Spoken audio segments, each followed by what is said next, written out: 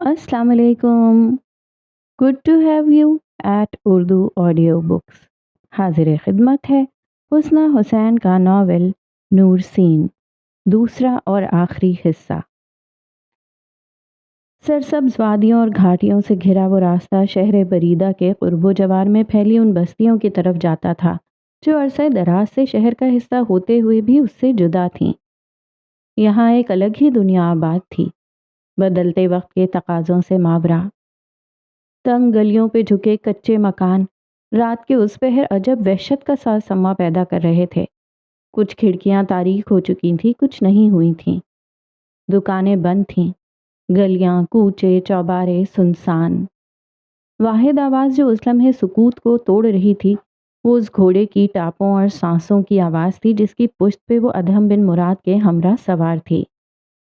जिंदगी के आसार नुमायां थे, मगर उन बस्तियों से मुताल्लिक जो कुछ उसने सुन रखा था वो खदशात की सूरत उसके दिमाग पर सवार हो चुका था। खौफ और घबराहट के आलम में उसने सर उठाकर अतराफ में निगाह दौड़ाई। अधम एक ही जस्त में घोड़े से उतर चुका था। यकदम घोड़ा हिनहिनाने लगा। आवाज़ बुलंद हुई, फिर मजीद बुलंद हुई। अधम ने घबरा कर अतराफ में निगाह दौड़ाई, फिर सरजनिश के से अंदाज में अपने घोड़े को घूरी दी। घोड़े ने अपना सर गिरा लिया। वो बेबस था, उसका एहतजाज बजा था। अधम के घर को जाती गली तंग थी, वो अंदर ना जा सकता था। अधम भी बेबस था, उसका एहतजाज भी बजा था कि रास्ते की कच्ची मट्टी कीचड़ में ढल चुकी थी। बारिश का पानी भी ठीक से खुश्क ना हुआ था। इस सूरत में वो अपनी दुल्हन को पैदल लेकर जाता भी तो कैसे? दफतन अक़ब में मर्दाना आवाज़ गूंजी, अधम। सनसनानी आवाज़ ने पुकारा, क्या तुम अधम हो?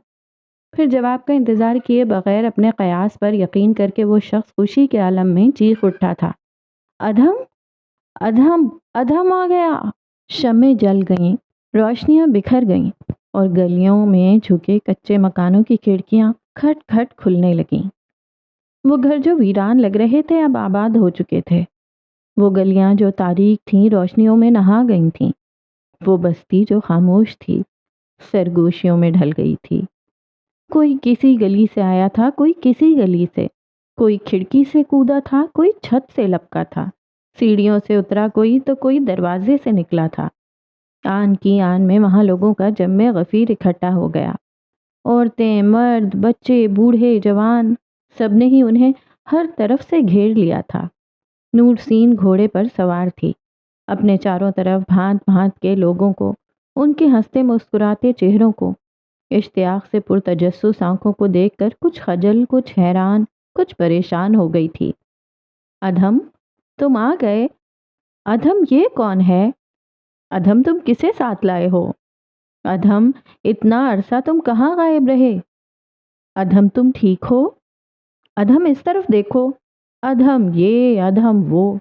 हर आवाज में फिक्र, मोहब्बत, एहसास था। आंखों में हैरत और इस्तेजाब लिए नूरसीन ने अधम को देखा जो इस तमाम अरसे उस अंधेरे का हिस्सा बनने की कोशिश कर रहा था जो रहा ही ना था। किसी ने कंधे से पकड़कर उसका रुख मोड़ा। चेहरा वाज़ेह हुआ तो सब ने उसे देखा। उसकी भवें सुकड़ी हुई थीं, तेवर बिगड़े हुए थे। वो पेशानी पर उभरते ठंडे ठंडे पसीने को बार बार साफ कर रहा था। बार बार अपने कान की लवों को छेड़ रहा था। बार बार अपने जूते की नोक से मिट्टी कुरेद रहा था। वो उनके किसी सवाल का जवाब दे रहा था, ना ही तवज्जो फरमा रहा था। फरार के तमाम रास्ते मसदूद थे। वो गायब भी ना हो सकता था। फिर किसी भली औरत ने नूरसीन के लिबास को जांचा, परखा और बगैर तस्दीक के ऐलान कर दिया, अधम की दुल्हन, अधम की दुल्हन। बस फिर क्या था? दुकानें खुल गईं, रेस्टोरेंट खुल गए, कुर्सियां मेजें बिछाई जाने लगीं, मोमबत्तियां जलाई गईं, फानूस सजाए गए। कोई अपने घर से कुछ ला रहा था, कोई कुछ। देखते ही देखते बस्ती का मरकजी हिस्सा शादी घर का सा मंजर पेश करने लगा।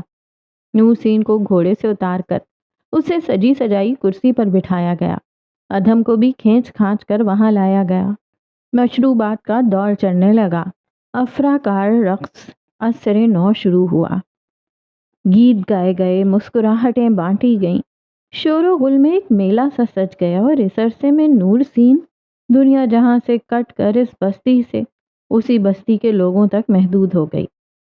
ہنستے مسکراتے خوش اخلاقی سے پیش آتے لوگوں کی محبت اسے کہیں اور لے گئی، اس دنیا سے دور، زندگی سے دور۔ سکون ایسے بھی ملتا ہے، خوشیاں ایسے بھی ملتی ہیں۔ وہ حیران ہوئی تھی۔ اس دوران کچھ نوجوان لڑکے ادھم کے گھر کو جاتی گلی میں لکڑی کے تختے بچھانے لگے تھے۔ وہ اس کے لیے راستہ بنا رہے تھے۔ ادھم ان کی مدد کو بار بار اٹھ رہا تھا اور بستی کے بزرگ اسے بار بار کھینچ کر واپس لے آتے تھے۔ مجھے کام کرنے دیجیے، کام ہوتے رہیں گے، تمہیں اپنی دلہن کے ساتھ بیٹھنا چاہیے۔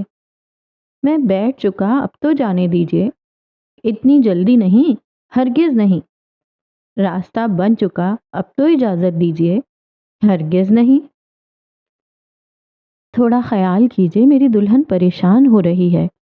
اس نے جھک کر بزرگ کے کان میں سرگوشی کی تھی۔ صاف صاف یہ کیوں نہیں کہتے کہ تم پریشان ہو رہے ہو؟ ادھم گڑبڑا کر سیدھا ہو بیٹھا تھا۔ خدا خدا کر کے راستہ مکمل ہوا تو پھولوں کے لالے پڑ گئے۔ اس مسئلے کو سلجھانے کے لیے نوجوانوں کو قریبی جنگل بھیج کر پھول منگوائے گئے۔ پھر ان پھولوں کو ٹوکروں میں بھر کر خواتین راستوں میں کھڑی ہو گئیں۔ جس لمحے وہ لباس کا دامن سنبھالے ادھم کے ہمراہ ترتیب سے رکھے لکڑی کے تختوں پر قدم رکھ رہی تھی، اس لمحے اس پر پھول نچھاور ہو رہے تھے۔ عام سی بستی کے عام سے لوگوں میں وہ منظر خاص بن گیا تھا، بے حد خاص۔ رب سے دعا ہے کہ اس کی رحمت تم دونوں پر سایہ فگن رہے۔ ایک بزرگ خاتون نے اس کا ہاتھ تھام کر دعا دی تھی۔ آمین ثم آمین۔ نور سین کی آنکھیں بے اختیار نم ہوئیں۔ جس لمحے اس نے ادھم کے ہمراہ اپنے گھر میں قدم رکھا تھا، اس لمحے بستی کے لوگ ان کے لیے دعائیں خیر کرتے واپس پلٹ گئے تھے۔ کھڑکیاں بتدریج بند ہونے لگیں، راستے، گلیاں، چوبارے سنسان ہونے لگے، دکانیں مقفل ہوئیں۔ سب نے گھروں کو رخ کیا اور ایک بار پھر وہ بستی خاموشی کا لبادہ اوڑھے گہری رات کے پردوں میں کہیں چھپ گئی تھی۔ یہاں سے دور شہر بریدہ کے مضافات میں انزی بنگلے کی دوسری منزل پر کوئی شخص ساری رات سگار پیتا جاگتا رہا تھا۔ رات کا آخری پہر تھا، موم بتیاں پگھل کر ڈھیر ہو چکی تھیں۔ سگار انگلیوں میں دبائے وہ طویل نشست گاہ پر نیم دراز تھا۔ اس کی آنکھیں سرخ ہو رہی تھیں، چہرہ بے رنگ ہو چکا تھا۔ وہ قسمت کو دیکھ رہا تھا، نصیب کو کھوج رہا تھا، اور وہ حیران تھا۔ وہ خود پر حیران تھا، اپنی سوچ پر، اپنے گمان پر حیران تھا۔ جب والد نے پہلی بار اسے نور سین اور ادھم کے رشتے سے آگاہ کیا تھا تو اس گھڑی اسے اپنا سانس رکتا محسوس ہوا تھا۔ وہ جھرنا جو قرب و جوار میں کہیں بلندی سے بہہ رہا تھا، اس کی زد میں اپنا آپ گہرائی میں اترتا محسوس ہوا تھا۔ نور سین اور ادھم، ادھم اور نور سین، کب، کیسے، کیوں؟ دو معمولی لوگ جب ایک ہونے لگے تھے تو وہ یکا یک ہی اس کی زندگی کی سب سے بڑی الجھن، سب سے بڑا راز، سب سے بڑی ضد بن گئے تھے۔ نور سین ادھم بن مراد کی نہیں ہو سکتی تھی، کسی بھی صورت نہیں۔ مگر اسے خبر ہی تب ملی تھی جب رشتہ ہو چکا تھا، تاریخ طے پا چکی تھی، شادی، گھر، ملبوسات، حق مہر، ہر شے کا بندوبست ہو چکا تھا، اور یہ سب کام اس کے والد کر رہے تھے، اس کے جذبات اور احساسات سے بے خبر بڑھ چڑھ کر کر رہے تھے۔ اب نہ وہ اپنا موقف بیان کر سکتا تھا اور نہ ہی وہ اسے مٹا سکتا تھا جو لکھا جا چکا تھا۔ اس نے ہمیشہ اپنی ٹھکرائی ہوئی شے ادھم بن مراد کے پاس دیکھی تھی، مگر زندگی میں پہلی بار وہ نور سین امجاد کو ادھم بن مراد کے نام ہوتا دیکھ کر رنجیدہ ہوا تھا۔ زندگی میں پہلی بار اسے کسی وجود کا اپنے سوا کسی اور کا ہو جانے پر دکھ ہوا تھا۔ نور سین، جس سے اسے کبھی محبت نہ ہو سکی تھی، جس کے ساتھ بیتے وعدے و عہد پر مشتمل وہ 7 سال اس نے اپنی انگلیوں پر گن کر لمحوں میں اڑائے تھے، وہ محبت جو اسے کبھی زیر کر ہی نہ سکی تھی، وہ خیال جو اسے بیدار کر ہی نہ سکا تھا، تو اب کیوں وہ اذیت میں آ گیا تھا؟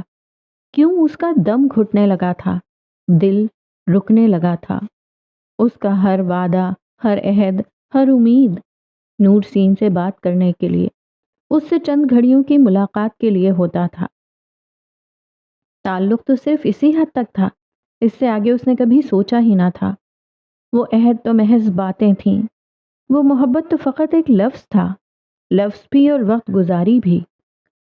وقت گزاری؟ کیا وہ وقت گزاری ہی تھی محمود؟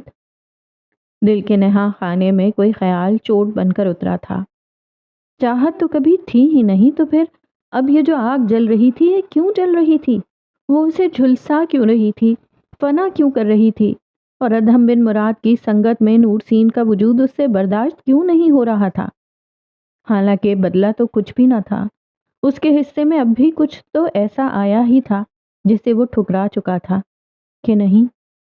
محمود نے کرب سے آنکھیں میچ لیں۔ اسے ادھم کی زندگی سے کوئی سروکار نہ تھا، نہ ہی وہ اسے اس قابل سمجھتا تھا۔ 15 سال اس نے ادھم بن مراد کو مسلسل نظر انداز کیا تھا، اب پچھلے 15 دنوں سے وہ مسلسل اس کے حواسوں پر سوار تھا۔ ادھم بن مراد، جسے وہ اپنی رد کی ہوئی، ٹھکرائی ہوئی ہر شے خیرات کے روپ میں دان کر دیتا تھا، کپڑوں سے لے کر بستے، قلم، کتابیں، پالتو جانور اور ملازم تک۔ دوست، ساتھی اور جان پہچان والی لڑکیاں البتہ اس کی ذات تک ہی محدود رہتی تھیں کہ اسے اپنے اور ادھم بن مراد کے درمیان اس فرق کو برقرار رکھنا اور اس حد کو قائم رکھنا آتا تھا جو یوم اول سے انزا صاحب نے دونوں کے مابین دیوار کی صورت میں استوار کر دیا تھا۔ ادھم بن مراد، وہ اس گھر کا فرد ہی کہاں تھا؟ اس کی حیثیت تو ایک ملازم کی ہی تھی، ملازموں سے بھی کچھ کم، کیونکہ ملازم تو اس گھر کی ضرورت تھے، وہ تو ضرورت بھی نہ تھا، ایک انچاہا وجود جو ایک مجبوری، ایک بوجھ کے سوا کچھ بھی نہ تھا۔ ملازموں میں اس کا اٹھنا بیٹھنا تھا، ملازموں میں اس کا کھانا پینا تھا، ملازم ہی اس کے دوست تھے، ساتھی تھے، ہمدرد تھے۔ اس گھر سے، اس گھر کے مکینوں سے اس کا تعلق اس پائے کا تھا ہی نہیں کہ وہ سندس کی بہن نور سین کے مقدر میں لکھ دیا جاتا۔ دنیا جہان کی تمام لڑکیوں میں صرف نور سین ہی اس کے مقدر میں کیوں لکھ دی گئی تھی؟ کیا اس لیے کہ وہ اسے رد کر چکا تھا، ترک کر چکا تھا؟ وہ پاگل ہو رہا تھا، وہ پاگل پن کی حد تک اپنے سوچ کے دائروں کو بھنبوڑ رہا تھا، اپنے دل کے خانوں کو نوچ رہا تھا۔ اور نور سین، وہ کیسے مان گئی تھی؟ وہ تو مختلف خیالات کی مالک، پڑھی لکھی، ایک سلجھی ہوئی لڑکی تھی، امیر باپ کی چھوٹی اور لاڈلی بیٹی۔ اس نے کیوں ادھم بن مراد جیسے نوجوان کا رشتہ قبول کر لیا تھا؟ کیسے اسے اپنا لیا تھا؟ سندس خاموش تو نہیں رہی ہوگی، اس نے بتایا تو ہوگا کہ وہ کس حیثیت کا نوجوان ہے۔ اس کے باوجود نور سین نے رضامندی کا عندیہ دے دیا، اپنے لیے ادھم جیسے نوجوان کا انتخاب کر لیا۔ انتقام کے لیے، بدلے کے لیے؟ پھانس کی طرح کوئی شے اس کے حلق میں آ کر اٹک گئی تھی۔ وہ انگلیوں سے اپنی پیشانی مسلتا اٹھ کر بیٹھ گیا تھا۔ مجلس کے بند دروازے کے دوسری طرف سندس کھڑی تھی۔ وہ نہ جانے کب سے دروازہ بجا رہی تھی، جانے کب سے اسے آوازیں دے رہی تھی۔ وہ دروازہ نہیں کھول رہا تھا، جواب بھی نہیں دے رہا تھا۔ سندس کی آنکھوں میں غصہ تھا، قہر تھا، بے یقینی تھی اور بدگمانی تھی۔ آخر نور سین کی شادی کا وہ اتنا اثر کیسے لے سکتا ہے؟ کیسے وہ یوں سر عام اس کی محبت کا، اس کے حسن کا تماشا بنا سکتا ہے، اس کی حقیقت کو جھٹلا سکتا ہے، اس کی موجودگی کو نظر انداز کر سکتا ہے؟ کیسے؟ آخر کیسے؟ دعا کرو وہ تمہارا ہی رہے۔ گھر کی خاموشی میں کہیں نور سین کی آواز تڑپ بن کر گونجی تھی۔ مجلس کا دروازہ بجاتے اس کے ہاتھ ایک دم رکے تھے، اس کا تنفس یکایک تیز ہوا تھا۔ دل میں خدشے کا روپ دھارے کسی سوال نے سر اٹھایا تھا، جس کی تردید میں اس نے فوراً نفی میں گردن ہلائی تھی۔ محمود اور سندس کے لیے وہ رات بڑی طویل تھی، گزرنے میں نہ آتی تھی۔ وہ احساس بڑا ہی کربناک تھا، مٹنے میں نہ آتا تھا۔ کچھ چھن جانے کا جو خدشہ تھا وہ دونوں کی رگوں میں خون بن کر دوڑنے لگا تھا۔ جو بے اتنائی اور بے وفائی کا زہر دونوں نے کسی کے دل میں اتارا تھا، وہ زہر اب ان پر بھی اثر کرنے لگا تھا۔ خوابگاہ اور چھوٹے سے برآمدے پر مشتمل، کچی اینٹوں کے مختصر مکان کا جائزہ اس نے اگلے دن صبح کے پرنور اجالے میں لیا تھا۔ گھر میں ضرورت کی چند اشیاء کے علاوہ اور کچھ نہ تھا۔ نہ الماریاں تھیں، نہ سجاوٹی فانوس تھے، نہ آرائشی برتن تھے۔ ویران اداس آنکھوں سے اس نے ہر ایک کو دیکھا، پھر اس نے ایک ایک شے کو ہاتھ لگایا، محسوس کر کے اس پر حق ملکیت جتایا۔ اس نے کھڑکیوں، دروازوں، دیواروں اور برآمدے میں رکھے تمام پودوں کو بتایا کہ وہ ان کی مالکن ہے۔ وہ اسے اپنا گھر بنا رہی تھی، خواہشات اور جذبات کو دفنا کر اس چھوٹے سے مکان کو اپنا مسکن بنا رہی تھی۔ اور پھر یوں ہی بیٹھے بیٹھے اسے نہ جانے کیوں رونا آیا، حالانکہ یہ سزا تھی، اور سزا اگر آسائشات زندگی سے جڑی ہو تو پھر وہ سزا تو نہ کہلاتی۔ یوں ہی خیالات سے لڑتے وہ آہستہ سے اٹھی اور خوابگاہ کی اکلوتی کھڑکی کھٹاک سے کھول دی۔ چوکھٹ پر بیٹھی چڑیا چہچہاتے ہوئے اڑ گئی۔ نورسین کی مداخلت اسے ہرگز پسند نہ آئی تھی۔ وہ سامنے منڈیر پر ٹک کر چوں چوں کرنے لگی تھی۔ نورسین خاموشی اور سکون سے پیلاہٹ میں سمائے وسیع و عریض آسمان کا نظارہ کرنے لگی، اور تبھی اسے عقب میں آہٹ کا احساس ہوا تھا۔ ادھم غالباً ابھی ابھی مسجد سے لوٹا تھا، جوتے اتارے اور وہ سیدھا اس کے عقب میں بے حد قریب آن کھڑا ہوا تھا، اتنا قریب کہ وہ عود کی اس خوشبو کو محسوس کر سکتی تھی جو وہ جانے سے پہلے اپنے کپڑوں پر لگا کر گیا تھا۔ کچھ دیر تک وہ دونوں یوں ہی آسمان پر کسی غیر مرئی نقطے کو کھوجتے رہے اور اڑان بھر کے طرح طرح کے پرندوں کا دور دور تک تعقب کرتے رہے۔ پھر خاموشی سے اکتا کر ادھم بن مراد نے کھڑکی کے پٹ پر آہستہ سے دستک دے کر اسے اپنی جانب متوجہ کرنا چاہا تھا، اور وہ متوجہ نہ ہوئی تھی، ہونا ہی نہیں چاہتی تھی۔ ادھم نے ہاتھ آگے کر کے نیچے ہلایا، نظروں کا ارتکاز ٹوٹا تو وہ کسی اور طرف دیکھنے لگی تھی۔ اب وہ چڑیا کو دیکھ رہی تھی، اس کے دانوں کو دیکھ رہی تھی جن پر اس کا نام لکھا تھا۔ زندگی میں پہلی دفعہ میرے حصے میں محمود کی ٹھکرائی ہوئی شے نہیں آئی۔ اسے یوں لگا تھا جیسے ادھم نے وہی بات دہرائی ہو اور بار بار دہرائی ہو، مگر ادھم تو خاموش تھا، وہ تو کچھ کہہ ہی نہ رہا تھا۔ لب تو سل گئے، اب اندر کا شور کیسے کم ہو؟ وہ مضطرب ہوئی تھی۔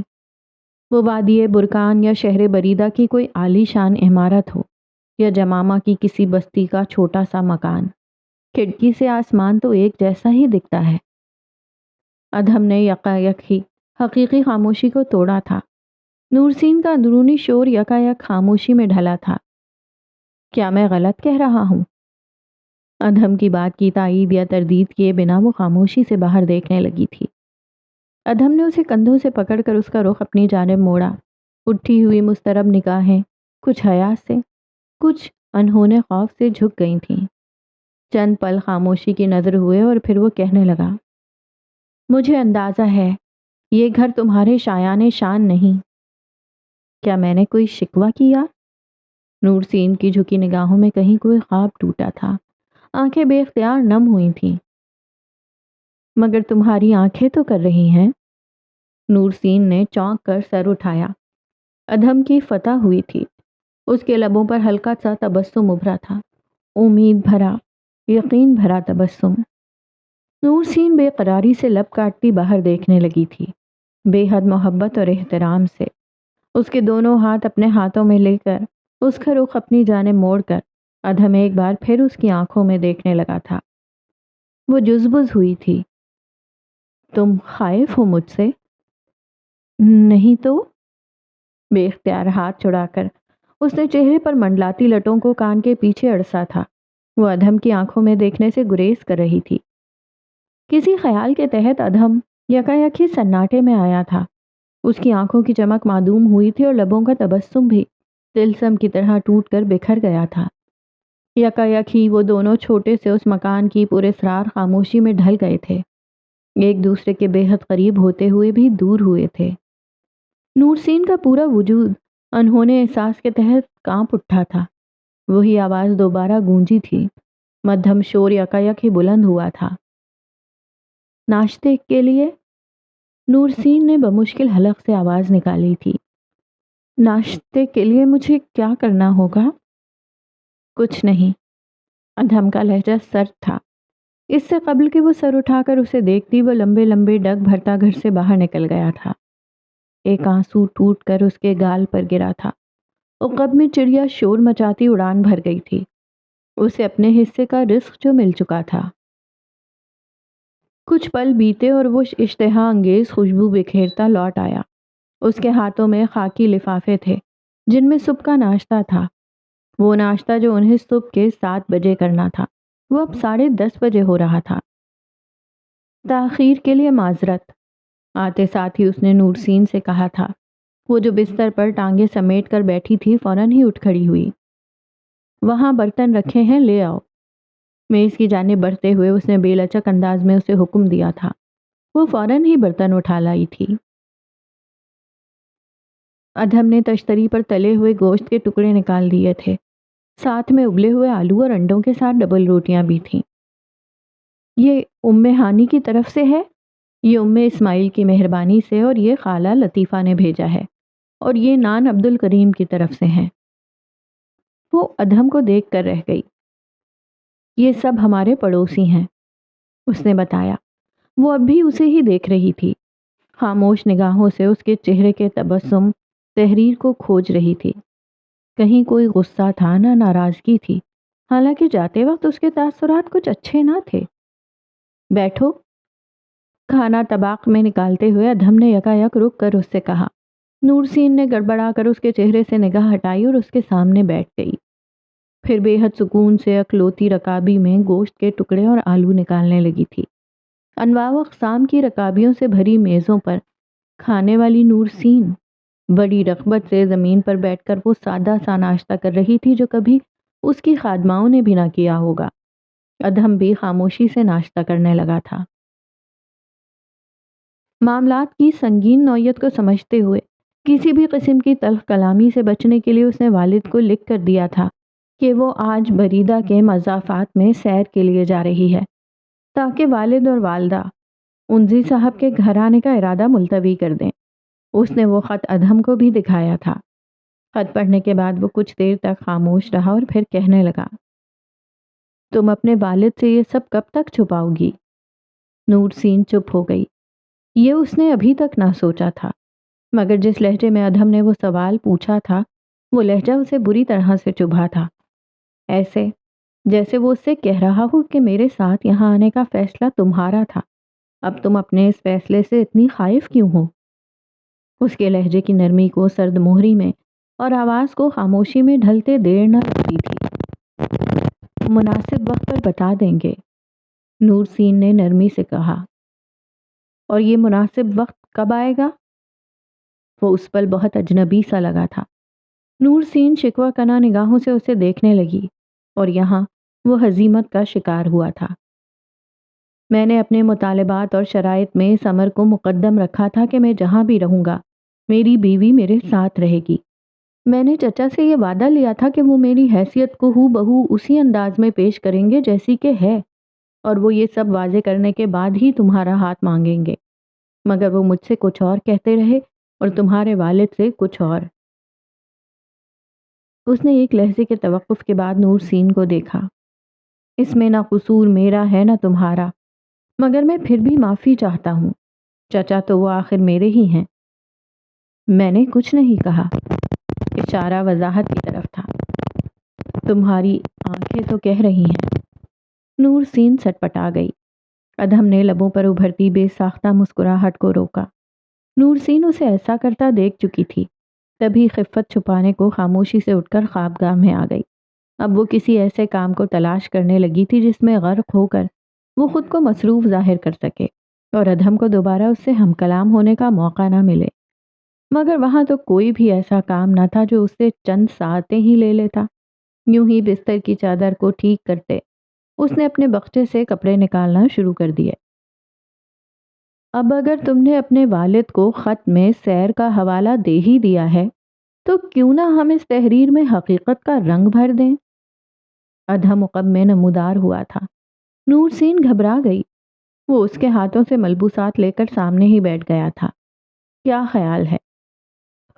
خیال تو برا نہیں، مگر کیا؟ مگر کچھ نہیں۔ اس نے فوراً ہار مان لی۔ چلو پھر چلیں بریدہ کے مضافات میں، جہاں جنت کی ہوائیں خوشبوؤں کے ہمراہ مچلتی ہیں۔ شادی کا پہلا دن ادھم کی سنگت میں شہر بریدہ کے مضافات میں چہل قدمی کرتے گزارا۔ وہ یہاں پہلے کبھی نہ آئی تھی اور نہ ہی اسے قدرت کے اس قدر حسین مقامات کو اتنے قریب سے دیکھنے کا موقع ملا تھا۔ وہ ان پہاڑیوں پر بھی چڑھی تھی جن پر وہ اکیلے نہیں چڑھ سکتی تھی، اور ان جھیلوں میں بھی اتری تھی جن میں وہ اکیلے نہ اتر سکتی تھی۔ شادی شدہ زندگی کا وہ پہلا دن ادھم کی سنگت میں گزرا۔ ایک ایک پل اس کے اندر کا خوف اور بے چینی کم کرنے کے لیے تھا۔ ادھم نے جیسے سوچ سمجھ کر گھومنے پھرنے کا لاہ عمل تیار کیا تھا۔ وہ اسے ہر اس مقام پر لے گیا تھا جہاں وہ کچھ دیر کے لیے مبہوت ضرور ہو جاتی تھی۔ وہ اس سے باتیں بھی کر رہا تھا، مگر بے حد مختصر، جامع اور ڈھیر سارا مفہوم لیے ہوئے۔ زیادہ تر ان کے مابین خاموشی ہی ہم کلام ہوتی تھی، اور آنکھیں بے وفائی کر کے کچھ راز اگل ہی دیتی تھیں۔ پہلی مرتبہ جب میں یہاں آیا تھا تو میری عمر 15 برس تھی۔ جمامہ کی نہر کے کنارے جوتے ہاتھوں میں پکڑ کر ٹھنڈی نم گھاس پہ چلتے اس نے ادھم بن مراد کو کہتے سنا تھا، چچا نے محمود کا گھوڑا میرے حوالے کر دیا تھا، اور میں نے۔ اس نے ایک لہجے کے توقف کے بعد گہرا سانس لیا۔ میں نے عبداللہ کی تلوار سے اسے موت کے گھاٹ اتار دیا تھا۔ نور سین ایک جھٹکے سے رک گئی تھی۔ ادھم بھی رک گیا تھا۔ وہ نور سین کے چہرے پر خوف کے تاثرات دیکھ سکتا تھا، اور ہاتھ میں دبے اس کے داہنے ہاتھ کی لغزش کو بھی محسوس کر سکتا تھا۔ وہ حیران نہیں ہوئی تھی، اداس نہیں ہوئی تھی، وہ پریشان ہوئی تھی۔ میری اس حرکت پر انہوں نے مجھے مارا پیٹا اور سزا کے طور پر اپنے ملازم کے ساتھ یہاں بھیج دیا۔ نور سین کو سنجیدگی سے دیکھتے ہوئے اس نے اپنی بات مکمل کی تھی، پھر وہ بے حد خاموشی سے سامنے دیکھنے لگا تھا، یوں جیسے ماضی کا ہر منظر نہر کی لہروں پر ابھرنے لگا ہو۔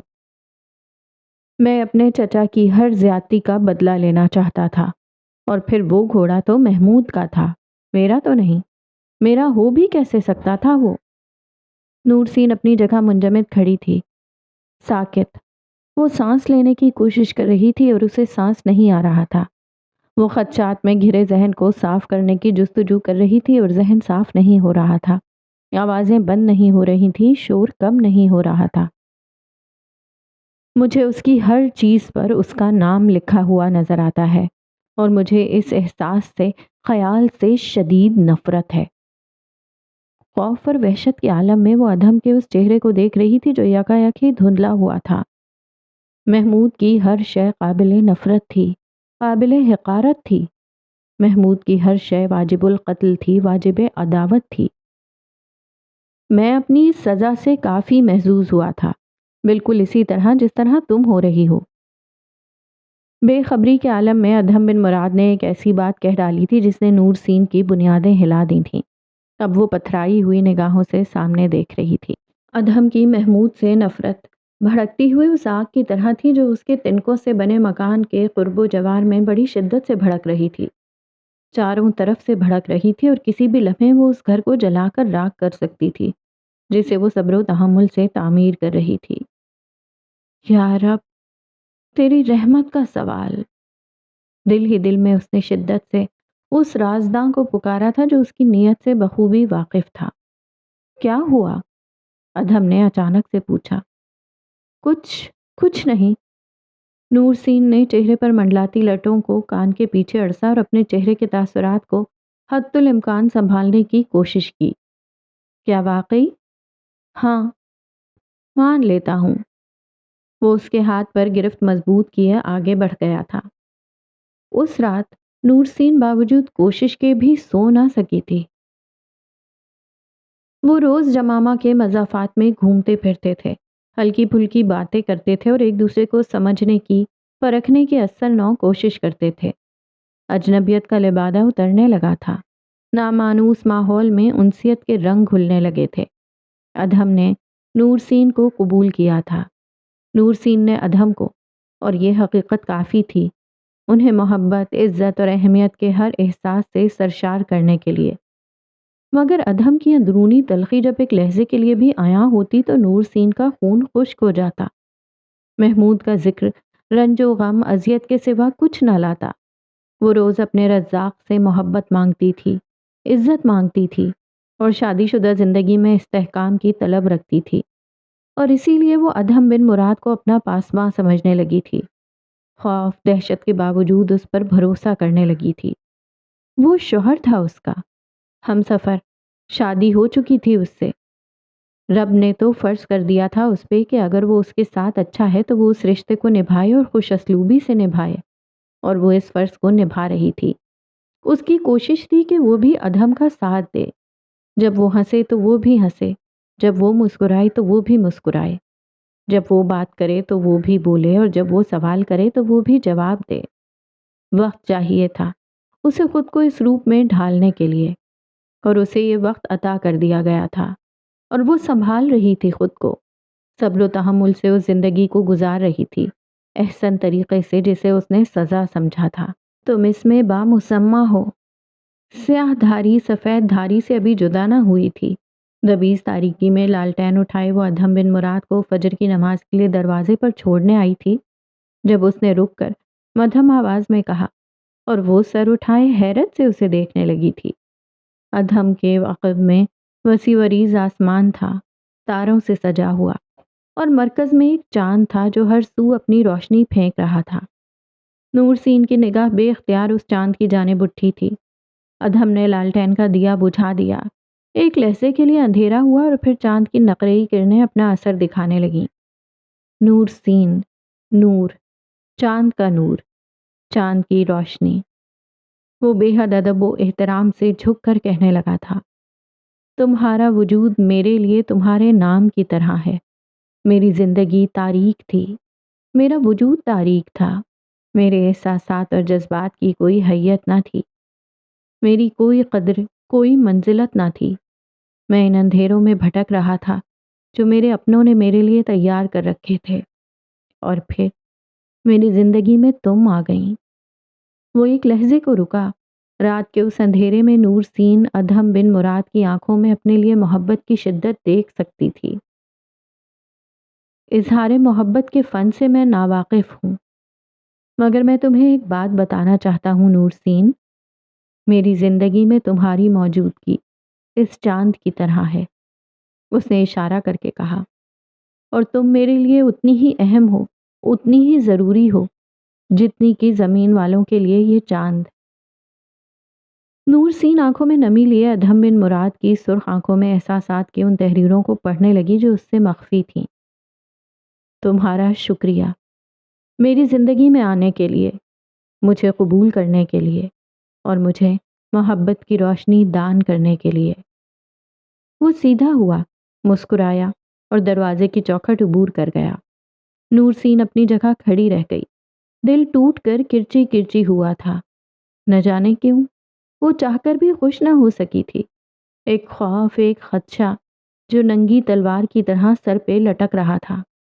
دروازہ بند ہوا تھا، اس نے پلکیں جھپکیں، آنسو ٹوٹ کر گرے اور وہ وہیں سیڑھیوں پر بیٹھ گئی۔ محبت، عزت، احترام، یقین اور ایک گھر، سب عطا کر دیا گیا تھا اسے، سب، مگر ایک خدشہ، ایک خلش، ایک احساس، اذیت بھرے احساس کے ساتھ کہ اگر ادھم کو علم ہو گیا تو۔ زندگی میں پہلی بار میرے حصے میں محمود کی ٹھکرائی ہوئی شے نہیں آئی، اور نور سین نے احساس جرم میں مبتلا ہو کر کرب کے عالم میں آنکھیں میچ لی تھیں۔ اس کی آزمائش تو ابھی ختم ہی نہ ہوئی تھی، وہ تو جیسے اب شروع ہوئی تھی۔ اپنا خیال رکھنا، ادھم کی آواز نے ایک لہجے کے لیے جیسے اس کے تخیلات پر طاری جمود کو توڑا، تو وہ اٹھ کر صحن میں آ گئی۔ دروازہ کھول کر باہر نکلتے ہوئے اس نے ہاتھ کے اشارے سے الوداع کیا۔ اس نے بھی مسکراتے ہوئے سر ہلا دیا۔ دروازہ بند ہوا تو وہ اندر آ گئی۔ ادھم بن مراد کی سنگت میں اس نے فقط 17 دن گزارے تھے، اور وہ 17 دن گزشتہ 7 سالوں پر بھاری تھے۔ ایام کا سالوں سے کوئی مقابلہ نہ تھا کہ وہ عزت، احترام اور سچی محبت کی جن ساعتوں پر مشتمل تھے وہ 7 سالوں میں کسی طور نہ سماتی تھیں۔ ادھم بن مراد کی قربت میں رہ کر ہی اسے محبت کی پہچان ہوئی تھی۔ محبت سے بڑھ کر عزت، احترام اور عہد کی پاسداری کا انکشاف ہوا تھا۔ عزت، احترام اور وعدوں کا پاس ہے تو محبت ہے۔ محبت، احترام، چاہت، ان جذبوں سے تو جیسے وہ اب واقف ہوئی تھی، بیوی کے روپ میں۔ اپنے شوہر کے ایک ایک جذبے کی حقدار ٹھہر کر اسے اب احساس ہوا تھا کہ نکاح کے 2 بولوں میں کتنی طاقت ہوتی ہے، اور رب کائنات کو گواہ بنا کر جب 2 لوگ ایک ہوتے ہیں تو اس کی رحمت سے زندگی آسودہ اور خوشحال کیسے ہو جاتی ہے۔ اسے تو یہی لگا کرتا تھا کہ وہ خوش نہیں رہ پائے گی، اسے تو یہ لگا کرتا تھا کہ وہ سزا کا انتخاب کر بیٹھی ہے، مگر یہ زندگی غم تو ہرگز نہ تھی، یہ محبت سزا تو ہرگز نہ تھی۔ بستر کی چادر درست کرتے، کھڑکی کے پردوں کو ڈوروں میں باندھتے، میز پوش کو جھاڑتے، برتنوں کو الماری میں ترتیب سے رکھتے، وہ سوچ اور خیالوں میں اتنی گم تھی کہ بیرونی دروازے کی دستک اس کی سوچ پر طاری اس جمود کو توڑ ہی نہ سکی تھی جس نے کچھ دیر کے لیے ہی صحیح اسے اطراف سے یکسر بے نیاز کر دیا تھا۔ دستک تیز ہوئی تو آواز بھی بلند ہوئی تھی، اور اس کے ہاتھ نے کانچ کا ظرف چھوٹ کر زمین پر گرتے ہی چھناکے سے ٹوٹا تھا۔ والد؟ نورسین کا سانس رک گیا، وہ پتھر ہو گئی۔ دروازہ کھولو نورسین! بوکھلاہٹ کا شکار ہونے کے باوجود اپنی جگہ سے ہل نہیں پا رہی تھی۔ نورسین! والد دروازہ پیٹ رہے تھے، شدید غصے کے عالم میں وہ جیسے لکڑی کے پھاٹک کو توڑ دینا چاہتے تھے۔ ہمت جمع کر کے وہ نہ جانے کیسے دروازے تک پہنچی تھی، اور پھر نہ جانے کیسے اس نے کپ کپاتی انگلیوں سے کنڈی ہٹائی تھی۔ دروازہ دھڑام سے کھلا تھا۔ باہر کا منظر یکایک ہی واضح ہوا تھا۔ سامنے اس کے والد کھڑے تھے، عقب میں ان کے ملازمین تھے، اور ان کے وسط میں کہیں محمود انزی موجود تھا۔ نورسین کا دل بیٹھنے لگا، اس کی روح کانپنے لگی۔ والد نے آگے بڑھ کر اسے سینے سے لگایا تھا، اس کا ماتھا چوم کر، اس کا ہاتھ پکڑ کر جیسے اس کی خیریت جاننے کی کوشش کی، اور وہ ہکا بکا ساکت سی کھڑی ان کا چہرہ تکنے لگی تھی۔ ان کی آنکھوں میں جو خون اترا ہوا تھا وہ اسے لہو لہان کر رہا تھا، ان کے سخت تاثرات کی تپش اسے جھلسا رہی تھی۔ زندہ نہیں چھوڑوں گا میں اس دھوکے باز مکار انسان کو۔ والد؟ نورسین نے کچھ کہنا چاہا، مگر آواز نے ساتھ نہ دیا۔ والد نے اس کا ہاتھ تھاما اور اسے اپنے ساتھ لے جانے لگے۔ بستی کے لوگوں کے ہجوم کو چیرتے وہ اسے اس چھوٹے سے غریب خانے سے دور لے جانے لگے جو اس کے لیے سکون قلب کا ایک مرکز تھا، ایک پناہ گاہ جو اسے ماضی کی آندھیوں سے محفوظ رکھتی تھی، جو اسے خوبصورت مستقبل کی خوابیدہ حکایتوں کو نغموں میں ڈھال کر سناتی تھی۔ وہ گھر، مقام، پناہ گاہ، وہ اس کے لیے ایک ثانیے میں دھندلا گئی تھی۔ وہ اب اپنے گھر کے ادھ کھلے دروازے کو دیکھ رہی تھی۔ وہ اپنے والد کے آدمیوں کو اس گھر میں بے رحمی سے گھستے اور اس میں توڑ پھوڑ کرتا دیکھ رہی تھی۔ پوری دنیا یکایک اس کے لیے تاریک ہوئی تھی۔ ہر آواز بند ہوئی، ہر خیال جامد ہوا، اور وہ صدمے کی کیفیت میں گھوڑا گاڑی تک پہنچتے پہنچتے زمین پر ڈھہ گئی۔ سب ختم ہونے کو تھا۔ اس نے گھوڑا گاڑی میں سوار ہوتے ہی کرب کے عالم میں آنکھیں میچ لی تھیں۔ خلا؟ والد نے عجیب بات کہہ دی تھی، ہلا دینے والی، لرزا دینے والی۔ وہ ساکت و جامد اپنی جگہ کھڑی رہ گئی تھی۔ اس کی رضا، اس کی رغبت جانے بغیر والد اتنی بڑی بات سوچ بھی کیسے سکتے تھے؟ اتنا بڑا فیصلہ کر بھی کیسے سکتے تھے؟ وہ اس سے وہ گھر چھین لینا چاہتے تھے جس نے اسے دکھوں آلام کی بارشوں میں پناہ دی تھی۔ وہ اس سے وہ مکان لینا چاہتے تھے جو محبت کے ستونوں پر ایستادہ ہوا تھا، جو ماضی کی تلخیوں سے اسے محفوظ رکھتا تھا۔ والد ایسا کیسے کر سکتے تھے؟ کیسے سوچ سکتے تھے؟ وہ ایسا نہ ہونے دے گی، ہرگز نہیں، کبھی نہیں۔ میں ادھم کے ساتھ رہنا چاہتی ہوں والدہ، مجھے طلاق نہیں چاہیے، ہمت جمع کر کے اس نے کہہ دیا تھا۔ والد کو سکتہ سا ہوا ایک لہجے کے لیے۔ انہوں نے نورسین کو بے یقینی سے دیکھا، یوں جیسے وہ اپنی نازوں پلی بیٹی کو سمجھنے کی کوشش کر رہے ہوں، یوں جیسے وہ اسے جاننے کی، پہچاننے کی کوشش کر رہے ہوں۔ کیا یہ وہی نورسین تھی، ان کی بیٹی، ان کا خون، ان کی لخت جگر جس نے اس گھر میں آسائش کا ہر رنگ، ہر بہار، ہر انعام دیکھا تھا؟ جس کی میز انواع و اقسام کے لذیذ کھانوں سے سجی رہتی تھی، جس کے ہر کام کے لیے ہمہ وقت ملازم مستعد رہتے تھے۔ کیا یہ وہی نور سین تھی؟ مگر ان کی نور سین تو ایسی ہرگز نہ تھی۔ ان کی نور سین تو اس گھر سے 25 دن پہلے رخصت ہو کر جا چکی تھی۔ اب جو سامنے کھڑی تھی وہ تو کوئی اور ہی تھی۔ تم ایسا نہیں کر سکتی۔ مجھے جانے دیں والد، مجھے اپنے گھر جانے دیں۔ وہ ادھم بن مراد کی بیوی تھی، اپنے شوہر کے لیے ان کے سامنے ڈٹ گئی تھی۔ کیا وہ جگہ گھر کہلانے کے لائق بھی ہے نور سین؟ انہوں نے کرب کے عالم میں اسے کندھوں سے تھام کر پوچھا تھا۔ یہ میری غلطی ہے، میں نے تمہیں ادھم سے شادی پر مجبور کیا، میں نے تمہیں تپتی ہوئی ساگ میں جھونک دیا، میں نے اس کی خاندانی جاہ و حشم کو دیکھا مگر اسے نہ دیکھا، اس کی کردار کو نہ دیکھا، اس کی کسی شخصیت کو نہ دیکھا۔ میں نے تم پر ظلم کیا نور سین، میں نے تم پر ظلم کیا۔ ایسا نہیں ہے والد، اس نے نمناک آنکھوں سے انہیں دیکھتے ہوئے روکا۔ ادھم سے شادی میرا اپنا فیصلہ تھا، میرا ذاتی، اس میں آپ کا کوئی عمل دخل نہیں۔ اگر میں اس سے شادی نہ کرنا چاہتی تو آپ مجھے مجبور نہیں کر سکتے تھے۔ پھر بھی نور سین تم اس طرح کیسے رہو گی اس گھر میں؟ والد، یاد ہے آپ کہا کرتے تھے کہ لڑکیوں کی جب شادی ہو جاتی ہے تو وہ اپنے شوہر کے گھر اپنے حصے کا رزق خود لے کر جاتی ہیں۔ ایک لہجے کے لیے امجاد چپ ہوئے تھے۔ یہ میرے حصے کا رزق تھا جو میں اس گھر سے اپنے ساتھ وہاں لے جا چکی ہوں۔ کوئی بھی انسان مجھ سے میرا وہ رزق نہیں چھین سکتا جو اللہ نے میرے حصے میں لکھ دیا ہے، اور میں اس میں خوش ہوں، بہت خوش۔ نور سین، وہ ایک اچھا انسان ہے والد، وہ مجھ سے محبت کرتا ہے، میری عزت کرتا ہے، میرے لیے یہ احساس ہر آسائش سے بڑھ کر ہے۔ اچھا انسان؟ دھوکے باز مکار ہے وہ تو اپنے چچا کے ساتھ بھی دھوکا کرتا رہا۔ وہ بپھر کر بولے تھے۔ ساری غلطی ادھم کی تھی، سارا قصور ادھم کا تھا، انہوں نے بھی اذیت جھیلی تھی، انہوں نے بھی دھوکا کھایا تھا۔ والد انزی صاحب کی زبان بول کر چپ ہوئے تو نور سین نے سر اٹھایا۔ میں نے ادھم میں خیر کے سوا کچھ نہیں دیکھا۔ اس نے پورے وثوق اور پورے یقین سے ایک ایک لفظ اطمینان سے ادا کیا تھا۔ میں واپس جانا چاہتی ہوں والد، مگر میں ایسا ہرگز نہیں ہونے دوں گا۔ یا تو وہ کسی اچھی جگہ تمہاری رہائش کا بندوبست کرے یا پھر تمہیں طلاق دے۔ اس کے ساتھ ہی انہوں نے کرسی کھینچ کر بیٹھتے ہی ادھم کے نام خط لکھنا شروع کر دیا تھا۔ اللہ کے لیے ایسا مت کریں، کوئی شرط نہ رکھیں، میں آپ کی منت کرتی ہوں، آپ مجھے جانے دیں۔ مگر والد نے ایک لفظ نہ سنا اور خط لکھ کر ادھم کو بھجوا دیا۔ اگلے چند دن اور راتیں نور سین کے لیے بے حد مشکل تھیں۔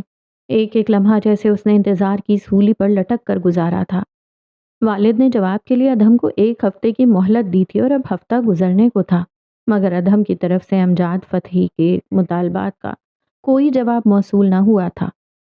اسے تمہاری پرواہ نہیں، ہرگز پرواہ نہیں، والد ہر روز اسے جتاتے تھے، اور وہ خاموشی سے سن کر مجرموں کی طرح سر جھکا لیتی تھی۔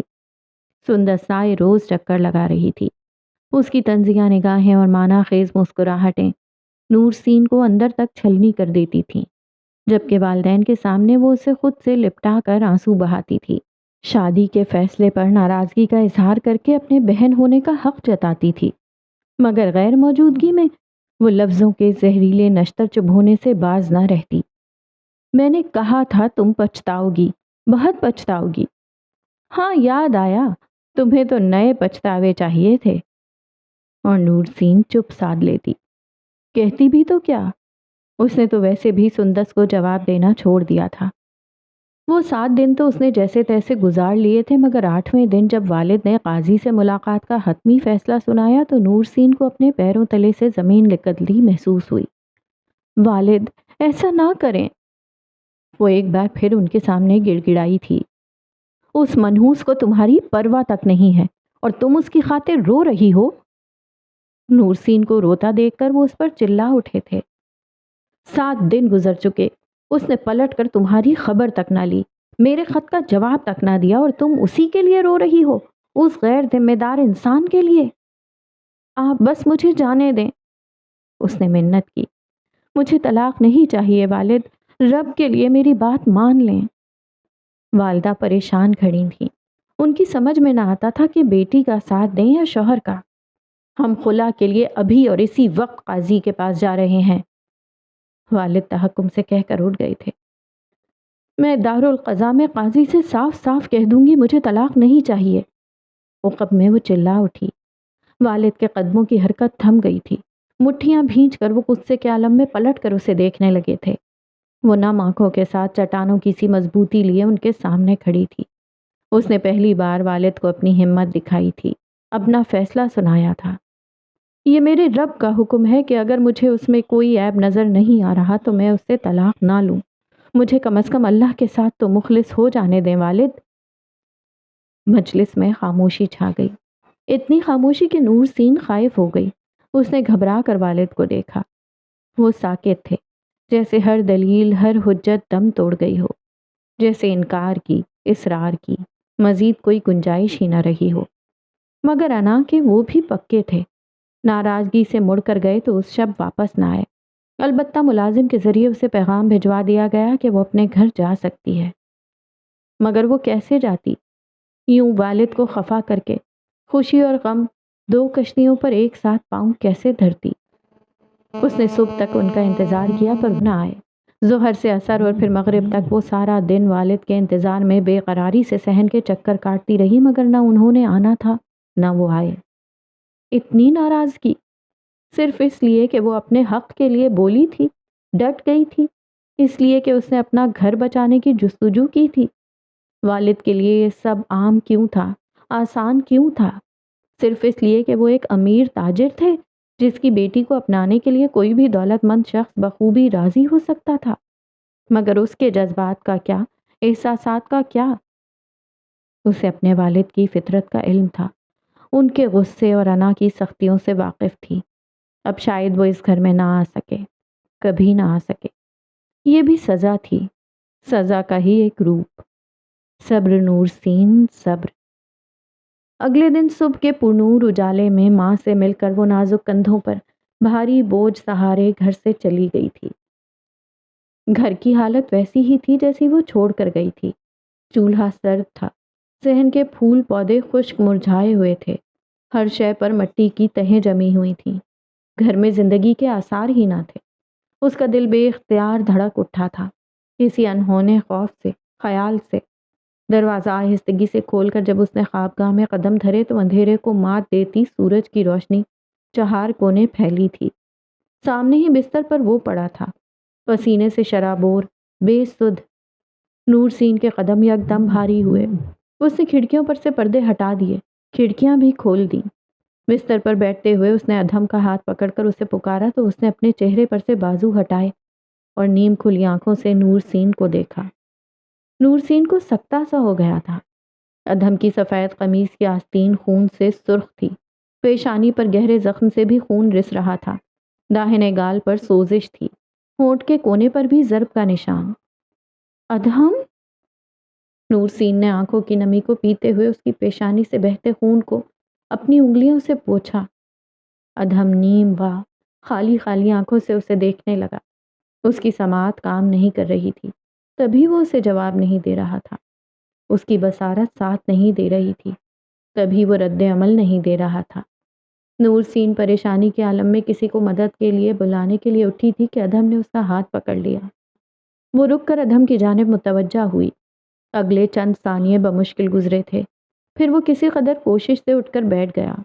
اب وہ نور سین کو دیکھنے لگا تھا، خاموشی سے، یکسوئی سے۔ اس کا چہرہ زرد تھا، لب خشک اور آنکھوں کے گرد سیاہ حلقے پڑے ہوئے تھے۔ وہ گہری نیند سے ابھی کچھ دیر پہلے ہی بیدار ہوا تھا، مگر اس کی آنکھوں کی سرخی جیسے اس کے رت جگے کی گواہی دے رہی تھی۔ اس کی آنکھوں میں کوئی شکوہ تھا نہ شکایت، بس ایک سوال تھا، استفسار تھا، حیرت تھی، استعجاب تھا، جیسے وہ کہہ رہا ہو، تم آ گئی نور سین؟ تم کیسے آ گئیں؟ ادھم، یہ تم نے اپنی کیا حالت بنا لی؟ نور سین رو پڑی، گہری سانس لے کر۔ اس نے آنکھوں کو یوں ہی رگڑ ڈالا تھا کہ نور سین دھندلا گئی تھی، واضح نظر نہیں آ رہی تھی۔ وہ ایک بار پھر کسی خیال کا خواب کا روپ دھارنے لگی تھی اور وہ ہرگز ایسا نہ چاہتا تھا۔ وہ اسے اپنے پاس دیکھنا چاہتا تھا، محسوس کرنا چاہتا تھا، مگر جانے کیوں منظر واضح نہ ہو رہا تھا، حالانکہ سب روشن تھا، دن کے اجالے کی طرح۔ اس کے باوجود اسے نور سین نظر نہ آ رہی تھی۔ اس نے ادھم کو پانی پلایا، پھر تکیے کے سہارے بٹھاتے ہوئے اس کی خیریت پوچھنے لگی۔ کیا والد کے آدمیوں نے تمہیں بہت مارا؟ نہیں، کچھ زیادہ نہیں، وہ دھیرے سے مسکرایا۔ نور سین کا وجود اندر سے چھلنی ہو گیا۔ یہ زخم تو کل رات کا ہے، ادھم نے پیشانی پہ ہاتھ رکھ کر وضاحت دی۔ میں گر گیا تھا، میرا سر میز سے ٹکرا گیا۔ اس میں تمہارے والد کا تو کوئی قصور نہیں۔ یہ میز انہوں نے تو نہیں رکھی تھی وہاں، میں نے رکھی تھی۔ پھر پانی کا ظرف بھی تو میں نے خود توڑا تھا، ان کا تو کوئی عمل دخل نہیں۔ نور سین کو اور رونا آیا۔ تم نے کئی دنوں سے کھانا بھی نہیں کھایا ادھم۔ تمہاری جدائی کا غم مجھے کھا رہا تھا، میں کیسے کچھ کھا لیتا۔ نور سین اپنی جگہ سن ہوئی۔ ادھم کی محبت اسے ہمیشہ رلاتی تھی، آج بھی رلا رہی تھی۔ یہ حقیقت ہے، میری بھوک مر گئی تھی۔ ادھم نے اپنی آنکھیں بند کر لیں۔ خدارا نور سین، اب کہیں مت جانا۔ اس کے لیے اب بھی اس کی موجودگی ایک خواب کی سی تھی، وہ اب بھی ایک خواب دیکھ رہا تھا۔ ادھم کے ہاتھوں پر نور سین کی گرفت یکا یک مضبوط ہوئی۔ تم آرام کرو، میں تمہارے لیے کھانا بناتی ہوں، اس نے کہا۔ ادھم نے کوئی جواب نہیں دیا، وہ عالم العالم کی سرحدوں میں کہیں آگے نکل گیا تھا۔ نور سین اپنی آنکھیں پونچھ کر اٹھ کھڑی ہوئی تھی۔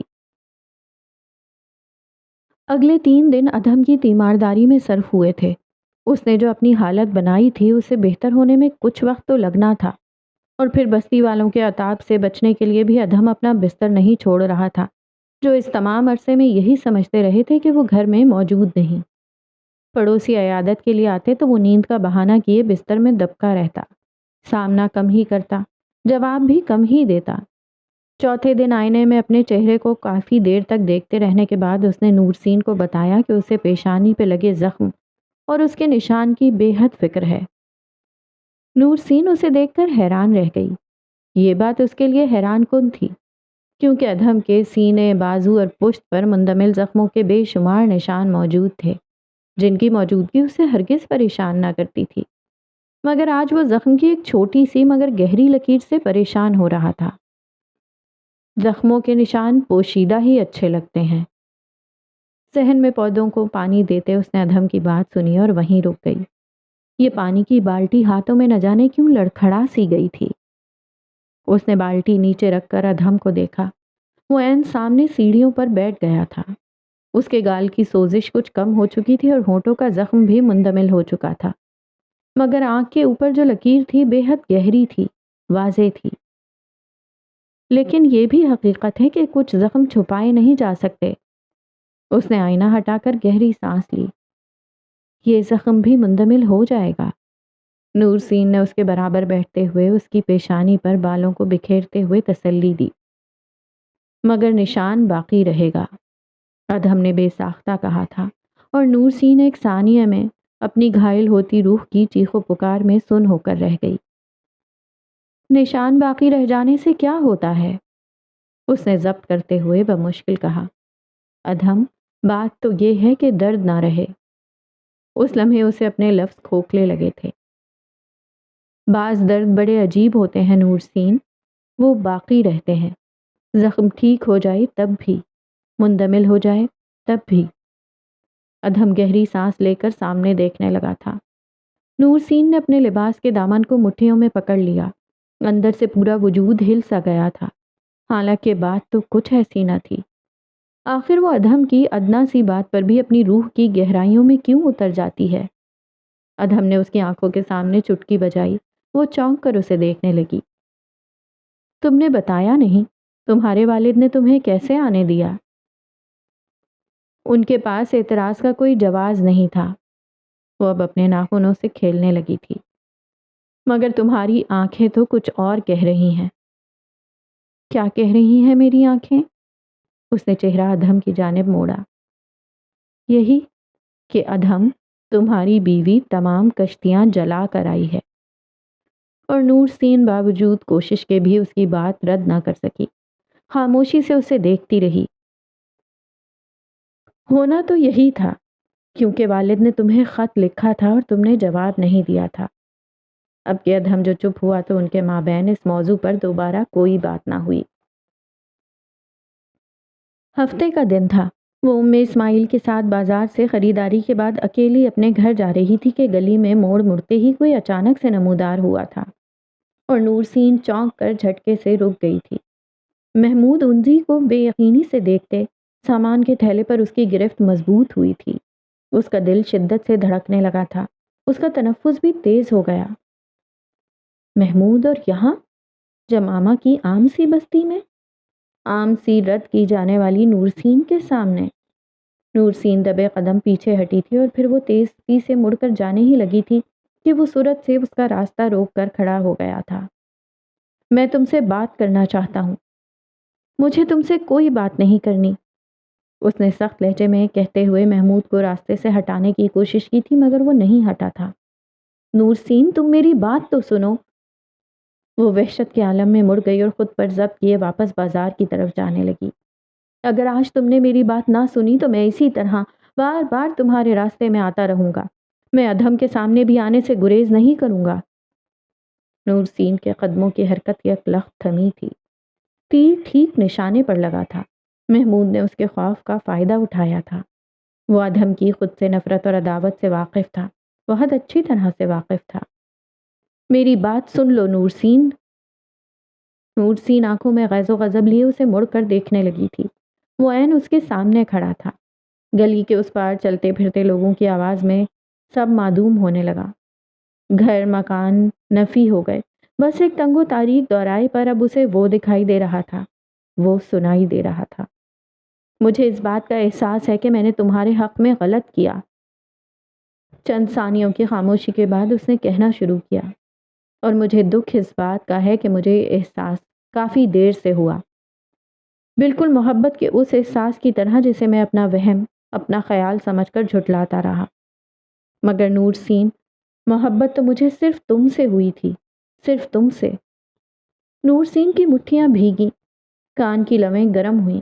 وہ اپنے اندر اچانک سے بھڑک اٹھنے والی اس آگ کی تپش کو محسوس کر سکتی تھی جس نے اس کے پورے وجود کو اپنے لپیٹ میں لے لیا تھا۔ میں تمہیں اب بھی چاہتا ہوں نورسین، دل و جان سے چاہتا ہوں۔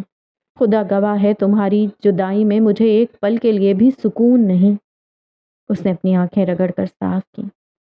تم جیت گئی نورسین۔ تم نے مجھ سے انتقام کے لیے جو قدم اٹھایا اس نے مجھے برباد کر کے رکھ دیا۔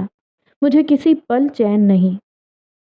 نورسین کا تنفس تیز تھا، آنکھیں اشک آلود، اس کے چہرے پر وحشت رقص کر رہی تھی۔ میں ہار گیا نورسین، تم جیت گئی۔ خدا کے لیے اپنی سزا کو ختم کر دو، ادھم کو چھوڑ دو۔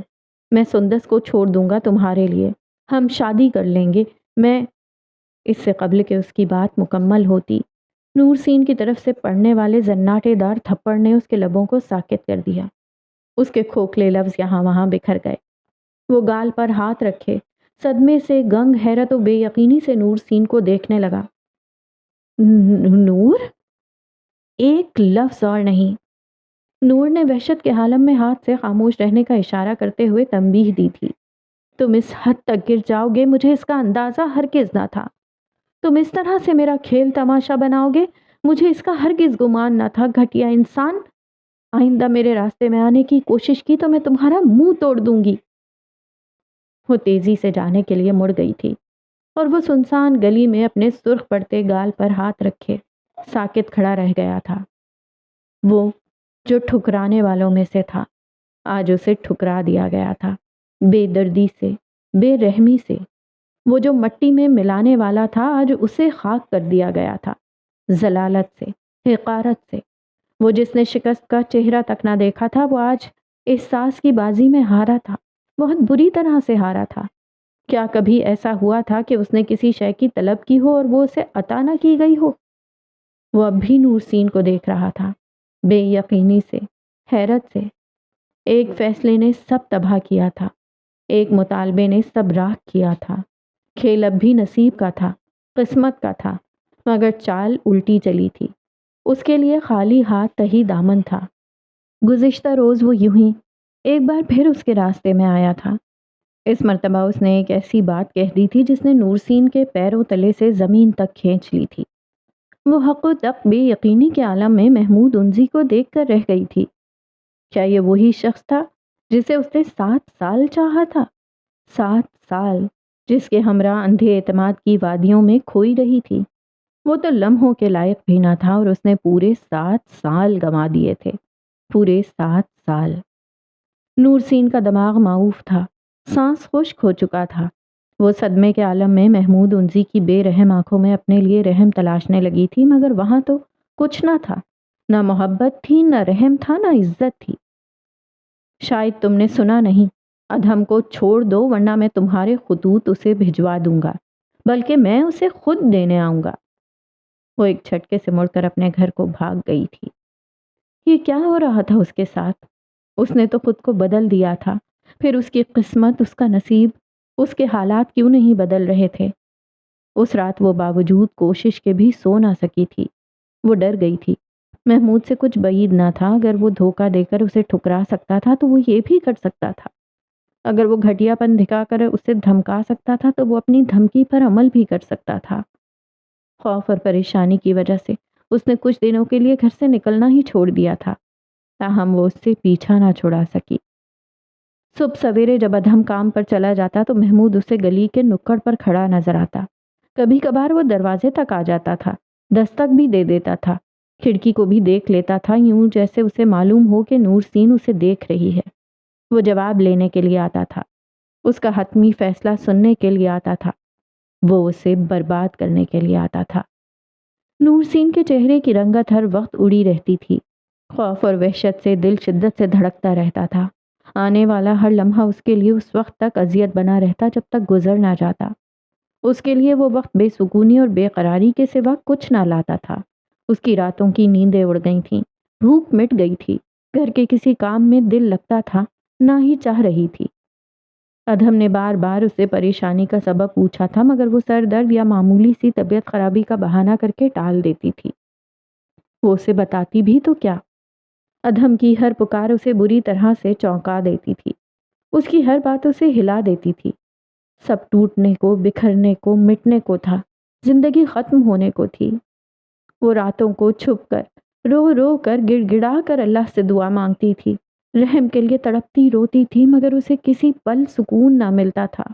خوف ہی خوف تھا، وحشت ہی وحشت تھی، ہر طرف بے سکونی کا راج تھا۔ شاید یہ اس کی دعاؤں کا نتیجہ تھا کہ محمود نے گھر کی گلی میں آنا چھوڑ دیا۔ احتیاطاً وہ روز ہی کھڑکی سے بھی جھانکتی، مگر وہ دکھائی نہ دیتا۔ ادھم کے ساتھ وہ کئی مرتبہ بازار بھی گئی، جمامہ کے باغات میں بھی گھومی پھری، مگر وہ اسے اپنے قرب و جوار میں کہیں بھی نظر نہ آیا۔ یہ ایک خوش آئند بات تھی، اسے کچھ تسلی سی ہوئی تھی، سکون سا ملا تھا، لیکن محض ایک دن کے لیے، کیونکہ اگلی رات جب وہ کھانے کے بعد برتن سمیٹ رہی تھی تو گھر کے بیرونی دروازے پر اچانک دستک ہوئی تھی۔ رات کے اس پہر کون ہو سکتا ہے؟ وہ حیران ہوئی تھی۔ ادھم بھٹی میں جلتی آگ کے سامنے اپنے اوزار پھیلائے بیٹھا تھا۔ وہ اپنے کام میں اتنا مصروف تھا کہ اسے دستک کی آواز نہ آئی تھی۔ ادھم، باہر کوئی ہے؟ اس نے متوجہ کیا۔ ادھم نے سر اٹھا کر آواز سنی اور پھر اٹھ کر باہر چلا گیا۔ نورسین دروازے میں آن کھڑی ہوئی، ظروف اس کے ہاتھ میں تھا۔ کون؟ ادھم پوچھ رہا تھا، مگر اسے جواب نہیں مل رہا تھا۔ دستک دوبارہ ہوئی، اب کے پہلے کی نسبت زیادہ شدت سے کنڈی کھڑکائی گئی تھی۔ ادھم نے کنڈی کھینچ کر دروازہ کھول دیا۔ سامنے محمود کھڑا تھا، اس کے داہنے ہاتھ میں کچھ تھا، کاغذات، خطوط کا پلندہ۔ نورسین کے پیروں تلے سے زمین نکلی تھی، سر پر آسمان ٹوٹا تھا اور وہ اپنی جگہ ساکت کھڑی رہ گئی تھی۔ نورسین ادھم کے عقب میں کھڑی تھی، دروازے کے قریب، دیوار کے سہارے۔ محمود انزی سامنے تھا، مگر وہ ادھم بن مراد کا چہرہ دیکھنے سے قاصر تھی۔ وہ دونوں آمنے سامنے تھے، قہربار نظروں سے ایک دوسرے کو گھورتے ہوئے۔ قدیمی عداوت نے جیسے شریانوں میں دوڑتے خون میں جگہ بنا لی تھی۔ تبھی وہ دونوں ایک دوسرے کے لیے نفرت، غصہ اور حقارت کے سوا کچھ نہ رکھتے تھے۔ شدت سے دھڑکتے دل کے ساتھ اس نے اللہ کو پوری قوت سے پکارا تھا۔ آواز شاید آسمانوں تک گئی تھی، شاید اس سے بھی اوپر۔ اسے پردہ چاہیے تھا اس وقت، اپنے عیبوں پر، اپنے ماضی پر پردہ۔ کیوں آئے ہو یہاں؟ اندر تو آ لینے دو، بیٹھنے کو نہیں کہو گے؟ محمود نے دل شکن انداز میں مسکراتے ہوئے کہا۔ جو بات کرنے آئے ہو وہ کرو اور یہاں سے چلتے بنو۔ بات اتنی چھوٹی تو ہرگز نہیں ہے کہ چند ثانیوں میں مکمل ہو جائے۔ نورسین کو معنی خیز نگاہوں سے دیکھتے ہوئے اس نے ادھم بن مراد کو جیسے بھڑکتی ہوئی آگ کے دہانے پر لا کھڑا کیا تھا۔ ادھم کو بھی احساس ہو چکا تھا کہ کچھ غلط ہے، کچھ غلط ہونے جا رہا ہے۔ یہ ایک تحفہ ہے جو میں تمہیں شادی کے دن ہی دینا چاہ رہا تھا، مگر کچھ مصروفیات کی بنا پر نہ دے سکا۔ اس نے خطوط کا پلندہ ادھم کی جانب بڑھایا۔ یہ کیا ہے؟ ادھم نے سرد لہجے میں پوچھا۔ کھول کر دیکھ لو۔ میرے پاس فرصت نہیں۔ ادھم نے خطوط کے پلندے پر سے نظر ہٹائی اور میز پر بکھرے اوزار سمیٹنے لگا۔ محمود کو اس کی یہ حرکت تاؤ دلا گئی۔ ضبط کر کے وہ کچھ آگے ہوا۔ یہ تمہاری بیوی کے وہ خطوط ہیں جو پچھلے 7 سالوں میں وہ مجھے لکھتی رہی ہے۔ ادھم کے ہاتھوں سے لوہے کا اوزار چھوٹ کر نیچے جا گرا۔ نورسین کے ہاتھوں سے ظرف پھسل گیا۔ اس نے اپنے سامنے کھڑے لمبے چوڑے مرد کو روح کی گہرائیوں تک کٹتے دیکھا، بے اعتباری کی گہری آگ میں جلتے دیکھا۔ ادھم ساکت ہوا تھا، وہ پھر پتھر کی طرح ساکت ہی کھڑا رہ گیا تھا۔ محمود نے تاثرات سے عاری چہرے کے ساتھ خطوط کا پلندہ میز پر اچھال دیا۔ بہت سادہ ہو تم ادھم، کتنی آسانی سے بے وقوف بن جاتے ہو۔ وہ دھیرے سے ہنسا۔ کبھی تم نے سوچا نہیں کہ اس نے تم سے شادی کی حامی کیوں بھری؟ نورسین نے اپنی روشنی کو پھیکا پڑتے، اپنے اثر کو مٹتے دیکھا۔ اس نے خود کو مرتے اور پھر دفن ہوتے دیکھا۔ محمود کی زبان زہر اگل رہی تھی، وہ اسے لہو لہان کر رہی تھی۔ مجھ سے اور اپنی بہن سے انتقام کے لیے اس نے تمہارا انتخاب کیا، تم سے شادی کر لی کہ شاید اس طرح مجھے فرق پڑے۔ نورسین نے سن ہوتے وجود کے ساتھ پلکیں جھپکی۔ اندھیرے یکایک بڑھ گئے تھے۔ اسے اپنے وجود کے بے نام روشنی میں ادھم نظر نہیں آ رہا تھا۔ مجھے محمود کی ٹھکرائی ہوئی ہر شے سے نفرت ہے۔ چھوٹے سے مکان میں اس کی آواز باز گشت بن کر گونجی تھی۔ مجھے نفرت ہے محمود کی رد کی ہوئی کسی بھی چیز سے۔ بھٹی میں جلتی آگ بھی جیسے بھٹی تک محدود نہ رہی تھی، وہ باہر نکل آئی تھی، اس کے گھر کو راکھ کر رہی تھی، اسے جھلسا رہی تھی۔ اس کا دم گھٹنے لگا تھا، دل رکنے لگا تھا۔ محمود ادھم کو دیکھ رہا تھا، مگر ادھم خاموش تھا، وہ ساکت تھا، کسی مجسمے کی طرح قوت گویائی سے محروم۔ میں تمہیں بتاتا تو تم یقین نہ کرتے، اس لیے ثبوت بھی لے آیا، حالانکہ تمہیں تو کوئی فرق نہیں پڑا ہوگا، ہے نا؟ تمہیں تو ویسے بھی عادت ہے میری ٹھکرائی ہوئی اشیاء کو استعمال کرنے کی۔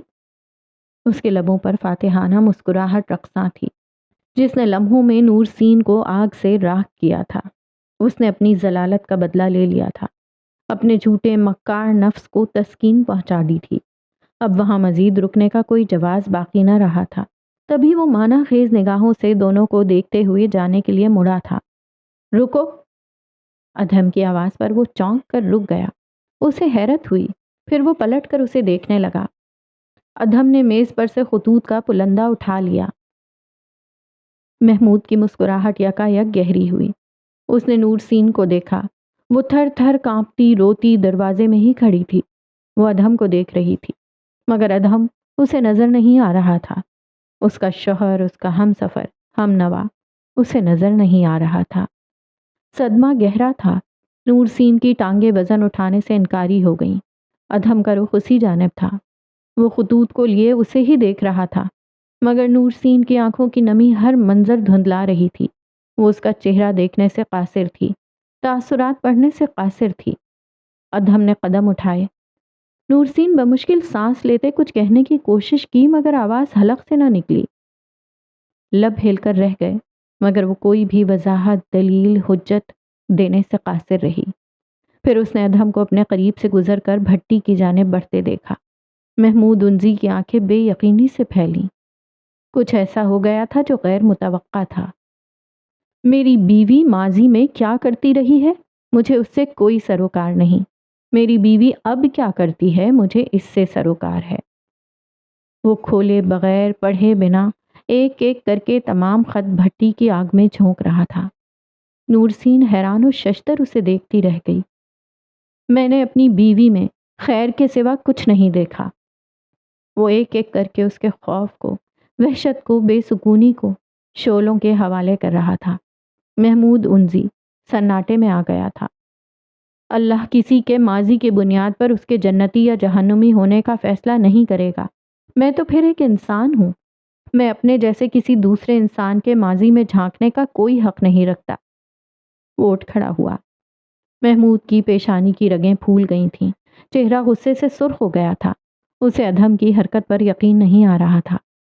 میں تمہیں اور چچا جان کو اپنی زندگی سے مزید کھیلنے کی اجازت نہیں دے سکتا۔ پھر وہ آہستہ سے قدم اٹھاتا محمود کے سامنے آن کھڑا ہوا تھا۔ اب وہ براہ راست اس کی آنکھوں میں دیکھ رہا تھا۔ میرے حصے میں کبھی بھی تمہاری ٹھکرائی ہوئی شے نہیں آئی محمود۔ میرے حصے میں ہمیشہ وہی آیا جو میرا تھا، قلم سے لے کر کتابیں، بستے، کپڑوں تک۔ وہ ہر چیز میری تھی۔ وہ میرے والد کے پیسوں سے خریدی گئی تھی، تبھی وہ تمہارے پاس زیادہ دیر نہیں ٹھہرتی تھی۔ آج تم اپنی یہ غلط فہمی بھی دور کر لو، بالکل اسی طرح جس طرح میں نے دور کر لی ہے۔ نورسین نے چوکھٹ کو مضبوطی سے پکڑ کر اٹھنے کی کوشش کی مگر ناکام رہی۔ اس نے آنکھیں رگڑ کر محمود کو دیکھا۔ وہ مزید ایک لمحہ بھی ضائع کیے بنا گھر سے نکل گیا تھا۔ اس نے پھر ادھم کو دیکھا۔ وہ اس کی طرف آ رہا تھا۔ نورسین اب بھی خائف تھی، وہ اب بھی وحشت میں مبتلا تھی۔ ادھم، میں ایسی نہیں ہوں۔ وہ نورسین کے سامنے پنجوں کے بل بیٹھا تو وہ روتے بلکتے تڑپ کر بولی تھی، میں نے اس کی ہچکیاں بندھی ہوئی تھیں، جسم کانپ رہا تھا۔ میں ایسی نہیں ہوں، میں نے غلط انسان پر اعتبار کر ڈالا تھا، یہ میری غلطی ہے، مگر میرا یقین کرو، میں نے تمہیں دھوکہ نہیں دیا۔ میں دھوکے اور فریب کو محبت کے نام سے یاد نہیں رکھتی ادھم۔ ادھم نے اس کے لبوں پر ہاتھ رکھ کر جیسے اسے مزید کچھ بھی کہنے سے باز رکھا تھا۔ نورسین نے سسکتے ہوئے اسے دیکھا۔ دیکھو، یہ تیسرا ظروف ہے جو ٹوٹ گیا ہے۔ خدا گواہ ہے میں نے اسے بریدہ کی ایک مہنگی ترین دکان سے خریدا تھا۔ مگر نورسین کی توجہ کانچ کے اس ظرف کی طرف نہ گئی تھی جو ابھی کچھ دیر قبل اس سے ٹوٹا تھا۔ ادھم، وہ غلط کہہ رہا تھا۔ وہ اب بھی رو رہی تھی، شدت سے رو رہی تھی۔ نورسین، کیا میں نے تم سے کوئی وضاحت مانگی ہے؟ نورسین کے آنسو ایک لہجے کے لیے تھمے۔ اس نے ادھم کی آنکھوں میں جھلمل کرتے اپنے عکس کو دیکھا۔ ادھم نے اس کے لرزتے ہاتھوں کو اپنے ہاتھوں میں تھام لیا، اسی سکون اور تسلی سے، اور نورسین کے آنسو صاف کیے۔ شادی کی پہلی رات جب تایا تمہارے سامنے مجھ پر الزام لگا رہے تھے تو اس لمحے میں نے شدت سے مر جانے کی خواہش کی تھی۔ اپنی نئی نویلی دلہن کے سامنے میں اپنی عزت کھو رہا تھا۔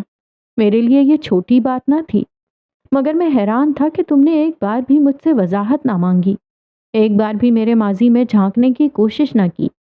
تم نے مجھے قبول کیا، میری اچھائیوں اور ان برائیوں سمیت جن سے تمہیں چچا نے آگاہ کیا تھا، حالانکہ ان میں کوئی صداقت نہ تھی، مگر میں پھر بھی ڈرتا تھا کہ اگر تم نے کبھی مجھ سے اس کے متعلق پوچھ لیا تو، کوئی وضاحت مانگ لی تو میں تمہیں صفائی کیسے دوں گا، اور کیا تم مجھ پر یقین کر لو گی، میرا اعتبار کر لو گی؟ اس رات جب میں نے تمہیں رات کے اندھیرے میں گھر کے باہر بیٹھے دیکھا تھا تو مجھے اپنی آنکھوں پر یقین نہیں آیا تھا۔ تمہاری جگہ کوئی اور لڑکی ہوتی تو میرے ساتھ ہرگز نہ آتی، مگر وہاں تم تھیں نورسین، تم آ گئی تھیں۔ حالانکہ چچا کے ساتھ ہونے والی اس تلخ کلامی کے بعد مجھے لگ رہا تھا کہ تمہیں اس رشتے کو ختم کرنے کی معقول وجہ مل گئی ہے، مگر تم میرے لیے، میرے ساتھ گھر جانے کے لیے باہر آ گئیں۔ شروع میں تمہارے خوف کی وجہ سے میں سمجھتا تھا کہ شاید تم اس رشتے سے خوش نہیں ہو، شاید تمہیں مجبور کیا گیا ہے، لیکن میں نے تمہیں جس حال میں رکھا تم رہیں، شکوہ شکایت کیے بنا۔ جب تمہارے والد تمہیں لے کر چلے گئے تب مجھے ایک بار پھر یہی لگا کہ اب تم واپس نہیں آؤ گی۔ میں تب بھی تمہیں اپنی عام سی زندگی میں زبردستی رکھنے کا قائل نہیں تھا، کیونکہ مجھے لگتا تھا کہ تم زبردستی کسی دباؤ میں آ کر یہ رشتہ نبھا رہی ہو۔ یقین نہیں آتا تھا کہ میں بھی کسی کے لیے اس قدر اہم ہو سکتا ہوں، کوئی میرے لیے بھی اتنی قربانیاں دے سکتا ہے۔ میرے لیے نیا تھا، لیکن جب تم اپنے والد کو بھی چھوڑ کر واپس آئیں تو اس لمحے مجھے احساس ہوا کہ میں ہر بار تمہارے پیچھے نہ جا کر شدید غلطی کا مرتکب ہو رہا ہوں، میں تمہارے ساتھ زیادتی کر رہا ہوں۔ وہ رک گیا۔ چند ثانیوں بعد اس نے ایک بار پھر نورسین کو دیکھا۔ میں تمہارے والد سے ملا تھا نورسین، تمہارے آنے سے ایک دن قبل ملا تھا ان سے۔ میں ان سے مہلت مانگنے گیا تھا، یہ عہد کرنے گیا تھا کہ میں ان کی بیٹی کے لیے گھر تعمیر کروں گا، اس کی چھوٹی بڑی ہر خواہش دل و جان سے پوری کروں گا۔ بس وہ رشتہ ختم کرنے کی بات نہ کریں۔ تمہارے والد بہت غصے میں تھے، کہنے لگے میری پاگل بیٹی کو تم میں خیر کے سوا کچھ نظر نہیں آتا۔ اس نے رک کر نورسین کا چہرہ اپنے ہاتھوں میں لے لیا۔ تم محمود سے میری نفرت کو دیکھ کر ڈر گئیں، گھوڑے کے قتل کو سوچ کر سہم گئیں۔ فرق دیکھو نورسین، وہ 15 سالہ لڑکے کی نفرت تھی، یہ 27 سالہ مرد کی محبت ہے۔ نورسین کی ہمت جواب دے گئی، وہ ادھم کے سینے سے لگ کر پھوٹ پھوٹ کر رونے لگی۔ ادھم، تمہارا شکریہ، ہچکیوں کے بیچ وہ بمشکل بول پائی۔ تمہارا شکریہ مجھ پر یقین کرنے کے لیے۔ ادھم کے لبوں پر مسکراہٹ بکھر گئی۔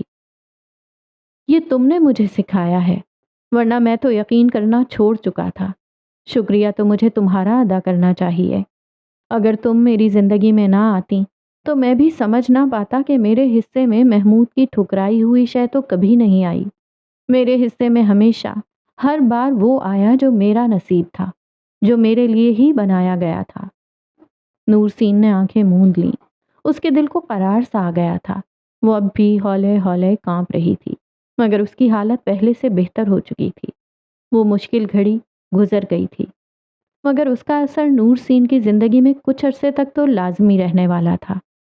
چلیں، ادھم کے سہارے وہ اٹھ کھڑی ہوئی۔ اندر داخل ہوتے وقت اس نے رک کر آسمان پر 14ویں کے مکمل چاند کو ایک نظر دیکھا، جس کی کرنیں شام کے اس پہر دھرتی کے اندھیروں کو مات دیتے ہوئے تھیں۔ اس رات وہ پرسکون ہو کر سوئی تھی۔